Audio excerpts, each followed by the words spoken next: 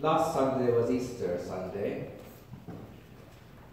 and the gospel again reminded us of the way in which Jesus came out of the sealed tomb, thereby revealing the life that was possible for all, showing us that we can be set free from all those things that imprison us, that hold us back. He came out. Today's gospel does the exact opposite. He goes into a locked room. But in so doing, he is showing those who were afraid to go out what was possible as they could engage fully in the life that was set free from the sealed tomb. And the story focuses on Thomas, whom we're told was not present in the first instance. And we have come to a rather biased conclusion about Thomas's faith. And we have labeled that poor man Doubting Thomas. Now, before I go further, we need to be very clear that it's okay to doubt. Indeed, doubters are thinkers. Doubters are seekers. They're trying to understand and get beneath and between the lines to really get to the heart of what's being said.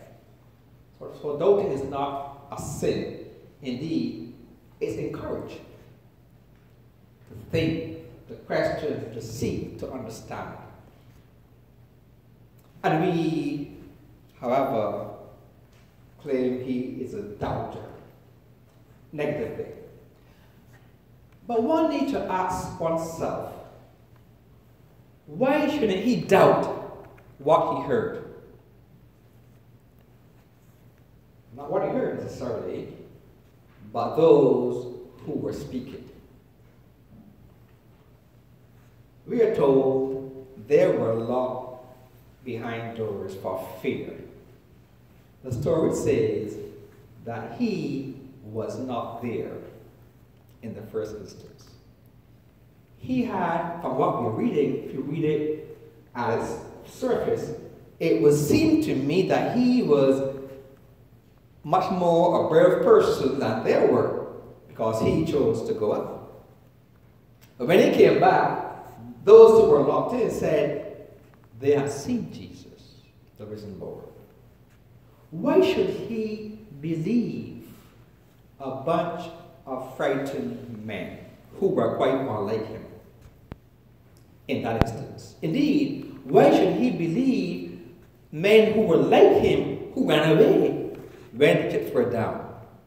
Think about it. Why should I believe you when you are so afraid you cannot even go outside? You like me ran away and abandoned Jesus. Why should I believe you really? No, think about that. He, I'm convinced, did not doubt the power of Jesus. Indeed, he was the one who said, Lord, let us go to Jerusalem that we may die there with you. He was okay. He was bold enough to say, you know what? I know death will come to you, but when it goes by, we can share with you the death. He was no coward. He was a very bold guy. So why should he believe those who did not have such faith and confidence? Indeed, we need to ask of ourselves, that question of ourselves. Why should people believe us when, notwithstanding that they have a confidence in God, many people believe in God and the power of God. They believe God. but they are looking to see how God is active and engaged in life. And they look to those who claim to have some understanding about the way God does act in life, to us, people of faith. And when they look at us, sometimes they are forced to have doubt. Because what they see does not square with what they have come to believe about God or know about God. And they're searching, they're seeking, they're questioning, how is God present really? I believe in God, I know God to be around in some way. I've learned that over the years, it seems to be true, but let me see some more evidence. And they look to us for the marks. As Thomas said, let me see some real evidence. I can't take your word anymore. You are no longer credible. Let me see for myself. That's the first thing. So he has a question as to the credibility of those who claim to know Jesus. Think of that. And secondly, as he questions their credibility, Thomas is seeking some authentic experience of Jesus himself. He wants something that's personal to him. He wants to feel as though I have also met Jesus. I've seen him myself. I want that personal experience. Something authentic. Not passed on necessarily. That's helpful. But I want to engage. I want to experience. I want to feel. I want to embrace. To be embraced by the one in whom I believe. I want that relationship with Jesus, my Lord and my God. And so those are but two thoughts I want us to ponder upon as we read this passage again this week. To ask ourselves two very basic questions. Do I have the credibility to tell others that I have seen the Lord and they should take my word for it? Do they see in us the evidence of that sight that we have of Jesus?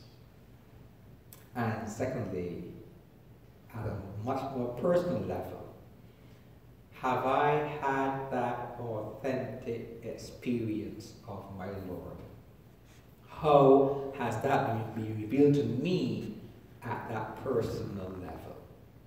And my friend, it does not have to be some theophany or some amazing moment in one's life.